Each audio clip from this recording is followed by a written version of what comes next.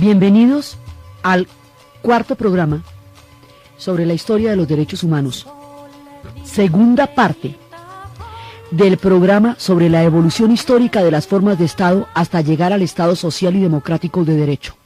Y arrancamos.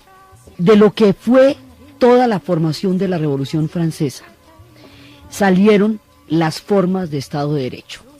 Salió el consenso, la idea del contrato social, la idea de la soberanía popular emanada de la idea del consenso entre los ciudadanos. Salió todo lo que significa proteger al individuo de los desmanes y del desbordamiento del Estado. Entonces de ahí salen los derechos fundamentales, por eso es que son negativos en un principio, porque son para evitar que el Estado pase por encima del individuo. Entonces de ahí sale el derecho a la libertad, a la igualdad, a la dignidad, a la vida, a la seguridad personal, a no ser torturado, a no ser esclavizado, a la personalidad jurídica, a la habeas corpus, que es el más antiguo porque es el que viene de la Carta Magna, a la justicia, a la defensa y al debido proceso, a la presunción de inocencia, a la privacidad y a la intimidad, a la circulación libre y domicilio, al asilo, a la nacionalidad, al matrimonio, a la familia, a la propiedad privada, a la libertad de pensamiento y conciencia, a la libertad de expresión, al derecho de asociación y al derecho de participación. Esa formulación de derechos, más la separación de poderes, para que los poderes se vigilen los unos a los otros y ninguno se pueda desbordar, más la idea de consenso y soberanía popular, concebido el Estado como un acuerdo de voluntades libres, nos lleva no solamente a un Estado de Derecho, sino a un Estado democrático, porque está constituido por ciudadanos, aquellos que han creado estas leyes y los mecanismos para que las leyes se vigilen las unas a las otras, son los ciudadanos libres. Entonces la condición para que este tipo de Estado se produzca es que sea un Estado democrático. Pero vienen muchos avatares. Todo el siglo XIX se están tratando de imponer este tipo de estados. Y es una larguísima lucha, la del siglo XIX, para que se impongan. Y hay pues, momentos de retroceso terribles. Por ejemplo, después de Napoleón, cuando Napoleón es derrotado, Napoleón es el que va a expandir la idea de la Revolución Francesa por toda Europa. Cuando Napoleón es derrotado, viene un periodo en Francia que se llama la Restauración. Y la restauración es volver a la monarquía, porque ¿qué fue lo que hizo la Revolución Francesa? La Revolución Francesa acabó con una clase social que era la aristocracia y montó en el poder a una nueva clase social que era la burguesía. La palabra burgués viene de los habitantes de los burgos, que eran las incipientes ciudades en el mundo rural que había sido el medioevo. Los que habitaban esas pequeñas ciudades, los burgos, se llamaban los burgueses. Los que venían de esas pequeñas ciudades, los primeros artesanos, que luego fueron industriales, que luego fueron comerciantes, van a crear las grandes ciudades, y es de esa clase que proviene la gente que se va a tomar la Bastilla y que va a acabar con la aristocracia como clase social y a montar una nueva clase social que es la burguesía. Entonces, otra de las cosas que hace de la Revolución Francesa una revolución de tales proporciones es porque sustituye una clase social por otra. Pero luego va a haber un momento en que después de derrotado Napoleón van a tratar de volver atrás el reloj y dar marcha atrás como si lo que hubiera pasado no pasó. Y eso es lo que se llama la restauración, y vuelven y ponen un rey. Entonces vuelven y montan otra vez las luchas por la creación de todos estos derechos, y esas luchas ya son las revoluciones románticas, las barricadas en París, es lo que relata Víctor Hugo en Los Miserables, precisamente donde estaba luchando Marius, el amor de Cosette, la protegida, la niña linda de Jean Valjean en Los Miserables, era precisamente eso, las revoluciones románticas. Entonces en el siglo XIX sean 100 años de revoluciones en todas partes para tratar de imponer este modelo de Estado que estamos viendo. Y eso se da en todos lados.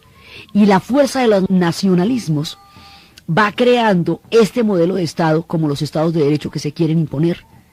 Y alrededor de una serie de alianzas políticas, Italia surge como Estado nacional, alrededor de la figura de Giuseppe Garibaldi. Y alrededor del Estado prusiano surge el Estado alemán. La idea es que todo el mundo quiere la determinación de los estados. Entonces el siglo XIX es una nueva oleada de estados. Polonia sigue luchando por su estado, dividido, repartido y atropellado desde los tiempos del siglo XVIII, y no va a poder ver la luz de su estado sino hasta después de la Primera Guerra Mundial. Entonces hay una segunda oleada y aquí se van construyendo otras formas de estado y se están mirando otros elementos que son los que van a dar origen a los derechos de segunda generación, pero eso lo vamos a ver cuando estemos en los derechos de segunda generación. Ahorita estamos viendo las formas de Estado. Entonces hay una segunda oleada que es cuando todos los pueblos están intentando crear este tipo de Estado y están luchando por formar este tipo de Estado, y a esas luchas es que se les llama las revoluciones románticas. Finalmente, poco a poco, todos estos estados van a terminar imponiéndose y van a crear las nuevas repúblicas que van a surgir en los años 30 después de la Primera Guerra Mundial. Pero entonces imagínense que va a pasar una cosa muy grave. Se crearon las primeras repúblicas que ya concebían estados democráticos, estados de individuos, estados basados en instituciones que eran capaces de controlarse las unas a las otras, que estaban representadas por la voluntad popular. Pero se atravesó una circunstancia terrible, la crisis de los años 30, el colapso de Wall Street y todo lo que fue la crisis del capitalismo en los años 30, empobreció de tal manera las sociedades, empujó a la gente a la desesperación. Pues sí, los corredores de bolsa se empezaron a lanzar de lo alto de los edificios cuando cayó el dólar y le cayó la moneda ese día en Wall Street. Entonces resulta que el mundo creía que la economía tenía sus propias leyes, que esas leyes se autorregulaban y que lo único que había que hacer era permitir que se desarrollaran libremente para que ellas encontraran un equilibrio, y eso era lo que se llamaba el liberalismo y era lo que se llamaba dejar hacer y dejar pasar, laissez-faire, laissez-passer. Pero resulta que la crisis del año 30 nos pone ante el gravísimo problema de que la economía se puede enloquecer y tiene ciclos también desastrosos, y que en esos ciclos se puede llevar al planeta entero. Y eso fue la crisis del año 30. Entonces la crisis del año 30 empezó a desesperar de tal manera a la gente, a llevarla a un punto de desempleo, de angustia, de esta inflación. La moneda dejó de valer, carretadas enteras de dinero se las cambiaba usted por un pan cuando usted estaba haciendo cola. En el momento en que llegaba a la ventanilla ya los productos se habían triplicado de precio. Esta locura económica llevó al mundo que había logrado estos estados de derecho a la ruina. Al llevarlos a la ruina, empezó a darle piso a una serie de tendencias totalitarias y a una serie de formas que no estaban legitimadas en la separación de poderes. Porque, por ejemplo, en medio de la desesperación más espantosa, Alemania, destrozada por el Tratado de Versalles después de la Primera Guerra Mundial, sometida a la intolerancia internacional, puesta a pagar la deuda completa de la reconstrucción europea después de la Primera Guerra Mundial, empieza a fortalecerse en esa sociedad una tendencia totalitaria. Y lo más curioso es que esa tendencia totalitaria va a subir al poder por la vía democrática, porque Hitler fue elegido canciller por la votación del pueblo alemán. Entonces, este personaje va a llegar al poder sobre la ruina, la frustración, la humillación y la postración de un pueblo en el Tratado de Versalles. Y va a revocar el Tratado de Versalles y va a crear la economía de guerra y va a crear una doctrina de partido único, en la cual el nazismo como partido va a mandar el conjunto de la sociedad alemana. El nazismo como partido no va a tener ningún tipo de control. Ahí no va a haber separación de poderes, y a pesar de que la Constitución alemana había consagrado una serie de derechos y era la más progresista en términos de derechos humanos hasta el momento, la que se había creado en la República de Weimar, la de 1919, a pesar de las cantidades de garantías que tenía 2 o 3 estados de excepción. Entonces lo que hizo Hitler fue aprovechar los estados de excepción, volverlos institucionales y por la vía de los estados de excepción meter todas las medidas autoritarias que invalidaran el resto de derechos que tenía esa Constitución. O sea, buscó una salidita para meterse por entre las leyes de excepción, y como en esa Constitución no estaba garantizado todavía que el cumplimiento de los derechos humanos fundamentales era inalienable y que eso no lo podía tocar nadie ni cambiar nadie, él creó una subley a partir de esa ley, y como la obediencia era la ley, no había quedado claro que la obediencia era la Constitución, entonces la gente le terminó obedeciendo a él en su esquema totalitario de partido único y no a la Constitución que garantizaba los derechos. Entonces, por esa vía, el hombre la montó jurídicamente primero y luego militarmente, y desarrolló toda la industria de guerra, y desarrolló una idea absolutamente loca de que había razas superiores que estaban destinadas a acabar con las otras razas que eran inferiores, y sobre la humillación y la postración del pueblo alemán, les dijo lo que ellos querían oír, les dio una reivindicación histórica desde la arrogancia y desde la voluntad de poder, exacerbó esa parte de un pueblo que estaba postrado, y le dio un soporte militar y político a eso, y de ahí salió un totalitarismo enorme, en orquesta con los italianos, que son los de la idea original, porque el fascismo originalmente lo implanta en Italia Mussolini, sobre las ideas de Gabriel D'Annunzio, y son los primeros, porque eso empieza, en Italia empieza en 1922, y en Alemania en 1933. Esto va a llevar a la Segunda Guerra Mundial. Y la Segunda Guerra Mundial va a llevar al colapso de la civilización occidental. Y todo lo que habíamos hecho tan bonito se nos perdió. Porque entonces, ¿qué fue el nazismo y qué fue el fascismo? El fascismo era una doctrina donde alrededor del Estado el Estado era el que tenía la totalidad de la voluntad de los pueblos. El Estado concedía las libertades según su criterio. El estado natural del hombre era la guerra y no la paz. La paz era debilidad y la guerra era fortaleza. Y las libertades que el Estado concedía, las concedía solo en la medida en que así lo considerara.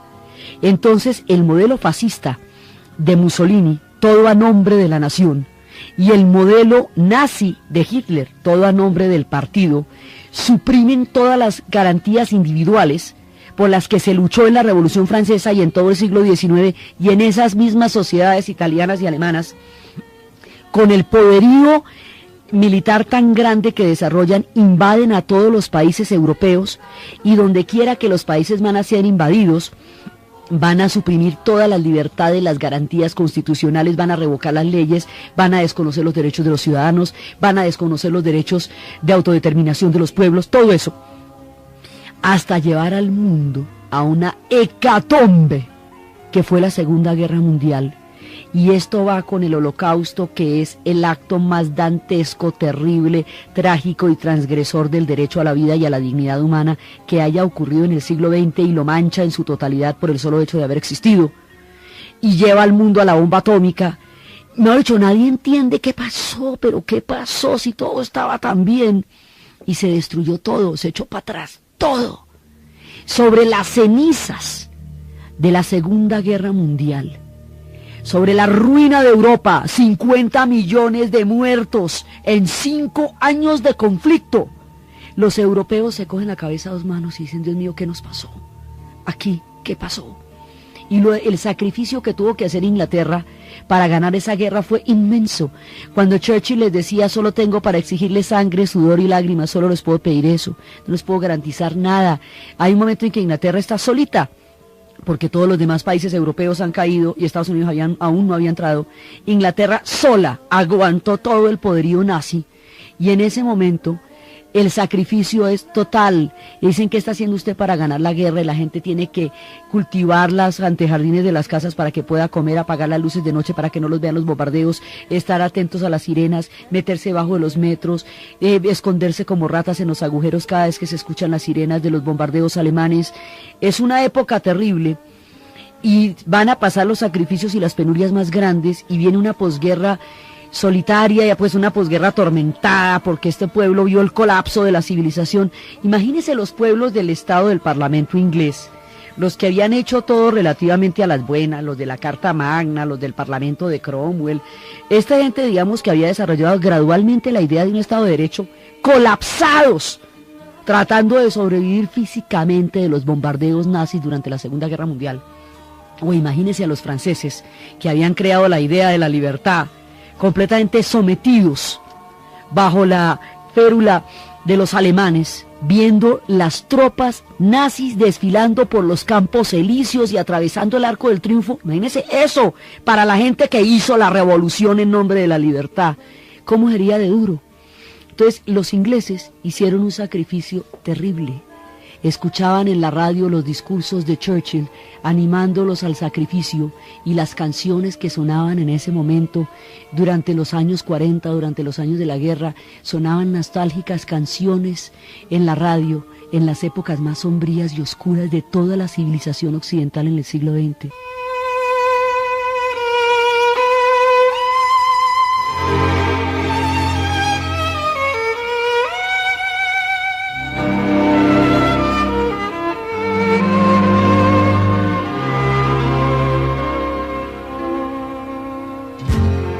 Let's say goodbye with a smile, dear. Just for a while, dear, we must part. Don't let the parting upset you.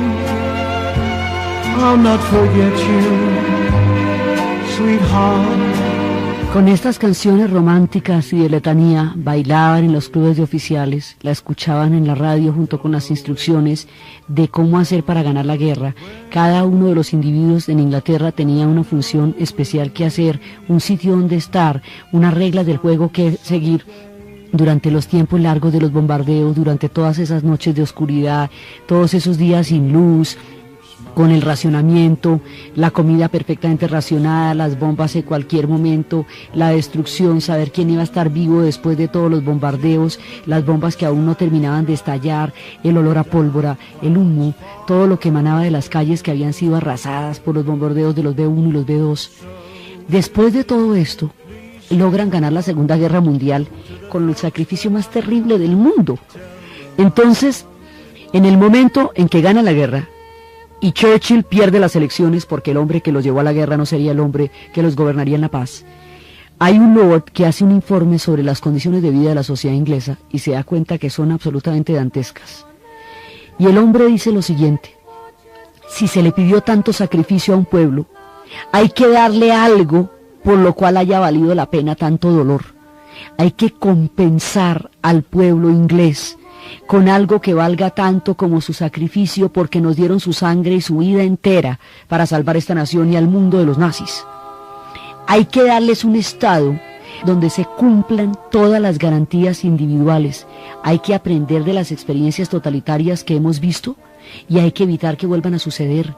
Y vamos a darles un Estado donde no solamente tengan los derechos garantizados como ciudadanos, donde no solamente sepan que los poderes se van a vigilar los unos a los otros de manera que no se desborden nunca más, como nos acaba de pasar en Alemania, donde las instituciones funcionen en bienestar del individuo, sino que además de todo vamos a crear un Estado donde le podamos garantizar a esta gente la seguridad, la vida, la educación, la salud, de la cuna a la tumba. Vamos a crear un Estado donde lo social tenga un papel protagónico y donde la libertad del individuo no se vea amenazada por ninguna ley. Vamos a crear un Estado social de derecho, el Estado benefactor. El Estado social de derecho, que es uno que no solamente garantiza la integridad del individuo, sino las condiciones socioeconómicas para que se desarrolle, surge de las cenizas de la Segunda Guerra Mundial, del humo y de la tragedia, de la reflexión sobre qué pasó con toda la civilización. De ahí surge el Estado social de derecho. Y ese es el último que conocemos, digamos, en términos conceptuales. Ahora, después vamos a ver que hay otros enfoques que son complejos en esta época, pero surge el Estado social de derecho, surge en Inglaterra, es el Estado benefactor, el Estado que ya no es un gendarme, ya no es un Estado del que hay que protegerse, sino un Estado que tiene la obligación de garantizar el bienestar de todos sus ciudadanos. Un Estado que debe incluirlos a todos, porque la lección histórica que se saca de aquí en Alemania es cuando ellos dicen, mire, nosotros no solamente caímos en el totalitarismo por todos los factores económicos que nos llevaron, sino porque no teníamos un proyecto donde estuvieran incluidos todos. El nuevo Estado alemán tiene que ser un Estado donde estén incluidos todos de manera libre.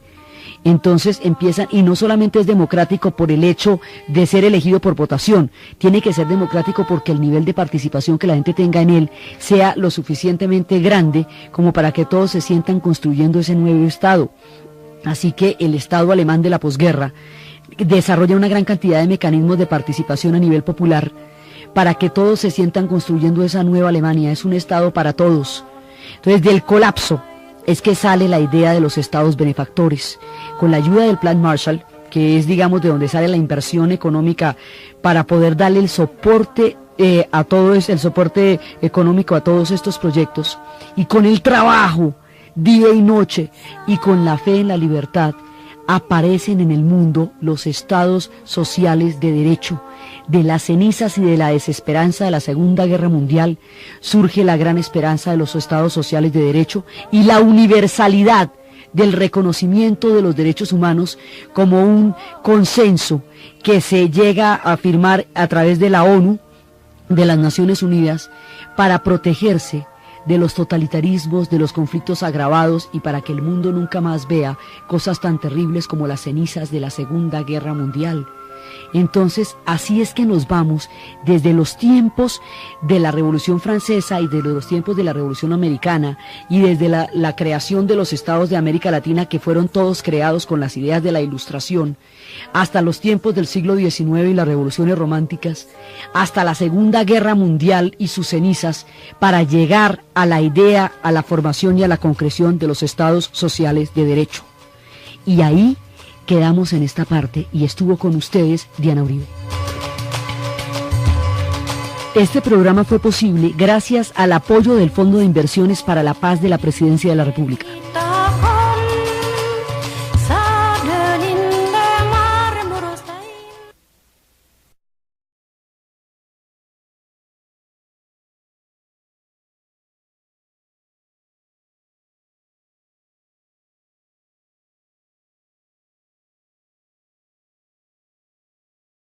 Para que las leyes se vigilen las unas a las otras, son los ciudadanos libres.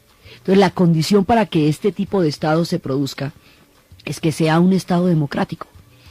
Pero vienen muchos avatares. Todo el siglo XIX se están tratando de imponer este tipo de Estados. Y es una larguísima lucha la del siglo XIX para que se impongan. Y hay momentos de retroceso terribles. Por ejemplo, después de Napoleón, cuando Napoleón es derrotado, Napoleón es el que va a expandir la idea de la Revolución Francesa por toda Europa. Cuando Napoleón es derrotado, viene un periodo en Francia que se llama la Restauración. Y la Restauración es volver a la monarquía, porque ¿qué fue lo que hizo la Revolución Francesa? La Revolución Francesa acabó con una clase social que era la aristocracia y montó en el poder a una nueva clase social que era la burguesía. La palabra burgués viene de los habitantes de los burgos, que eran las incipientes ciudades en el mundo rural que había sido el medioevo. Los que habitaban esas pequeñas ciudades, los burgos, se llamaban los burgueses. Los que venían de esas pequeñas ciudades, los primeros artesanos, que luego fueron industriales, que luego fueron comerciantes, van a crear las grandes ciudades, y es de esa clase que proviene la gente que se va a tomar la Bastilla y que va a acabar con la aristocracia como clase social y a montar una nueva clase social que es la burguesía. Entonces, otra de las cosas que hace de la Revolución Francesa una revolución de tales proporciones es porque sustituyó una clase social por otra. Pero luego va a haber un momento en que, después de derrotado Napoleón, van a tratar de volver atrás el reloj y dar marcha atrás como si lo que hubiera pasado no pasó. Y eso es lo que se llama la Restauración, y vuelven y ponen un rey. Entonces vuelven y montan otra vez las luchas por la creación de todos estos derechos, y esas luchas ya son las revoluciones románticas, las barricadas en París, es lo que relata Víctor Hugo en Los Miserables, precisamente donde estaba luchando Marius, el amor de Cosette, la protegida, la niña linda de Jean Valjean en Los Miserables, era precisamente eso, las revoluciones románticas. Entonces, en el siglo XIX se dan 100 años de revoluciones en todas partes para tratar de imponer este modelo de Estado que estamos viendo. Y eso se da en todos lados. Y la fuerza de los nacionalismos va creando este modelo de Estado como los Estados de Derecho que se quieren imponer. Y alrededor de una serie de alianzas políticas, Italia surge como Estado nacional, alrededor de la figura de Giuseppe Garibaldi, y alrededor del Estado prusiano surge el Estado alemán. La idea es que todo el mundo quiere la determinación de los estados. Entonces el siglo XIX es una nueva oleada de estados. Polonia sigue luchando por su estado, dividido, repartido y atropellado desde los tiempos del siglo XVIII, y no va a poder ver la luz de su estado sino hasta después de la Primera Guerra Mundial. Entonces hay una segunda oleada y aquí se van construyendo otras formas de estado y se están mirando otros elementos que son los que van a dar origen a los derechos de segunda generación, pero eso lo vamos a ver cuando estemos en los derechos de segunda generación. Ahorita estamos viendo las formas de Estado. Entonces hay una segunda oleada que es cuando todos los pueblos están intentando crear este tipo de Estado y están luchando por formar este tipo de Estado, y a esas luchas es que se les llama las revoluciones románticas. Finalmente, poco a poco, todos estos estados van a terminar imponiéndose y van a crear las nuevas repúblicas que van a surgir en los años 30 después de la Primera Guerra Mundial. Pero entonces imagínense que va a pasar una cosa muy grave. Se crearon las primeras repúblicas que ya concebían estados democráticos, estados de individuos, estados basados en instituciones que eran capaces de controlarse las unas a las otras, que estaban representadas por la voluntad popular. Pero se atravesó una circunstancia terrible, la crisis de los años 30, el colapso de Wall Street y todo lo que fue la crisis del capitalismo en los años 30, empobreció de tal manera las sociedades, empujó a la gente a la desesperación. Pues sí, los corredores de bolsa se empezaron a lanzar de lo alto de los edificios cuando cayó el dólar y le cayó la moneda ese día en Wall Street. Entonces resulta que el mundo creía que la economía tenía sus propias leyes, que esas leyes se autorregulaban y que lo único que había que hacer era permitir que se desarrollaran libremente para que ellas encontraran un equilibrio, y eso era lo que se llamaba el liberalismo y era lo que se llamaba dejar hacer y dejar pasar, laissez-faire, laissez-passer. Pero resulta que la crisis del año 30 nos pone ante el gravísimo problema de que la economía se puede enloquecer y tiene ciclos también desastrosos, y que en esos ciclos se puede llevar al planeta entero. Y eso fue la crisis del año 30. Entonces la crisis del año 30 empezó a desesperar de tal manera a la gente, a llevarla a un punto de desempleo, de angustia, de esta inflación. La moneda dejó de valer, carretadas enteras de dinero se las cambiaba usted por un pan cuando usted estaba haciendo cola. En el momento en que llegaba a la ventanilla ya los productos se habían triplicado de precio. Esta locura económica llevó al mundo que había logrado estos estados de derecho a la ruina. Al llevarlos a la ruina, empezó a darle piso a una serie de tendencias totalitarias y a una serie de formas que no estaban legitimadas en la separación de poderes. Porque, por ejemplo, en medio de la desesperación más espantosa, Alemania, destrozada por el Tratado de Versalles después de la Primera Guerra Mundial, sometida a la intolerancia internacional, puesta a pagar la deuda completa de la reconstrucción europea después de la Primera Guerra Mundial, empieza a fortalecerse en esa sociedad una tendencia totalitaria.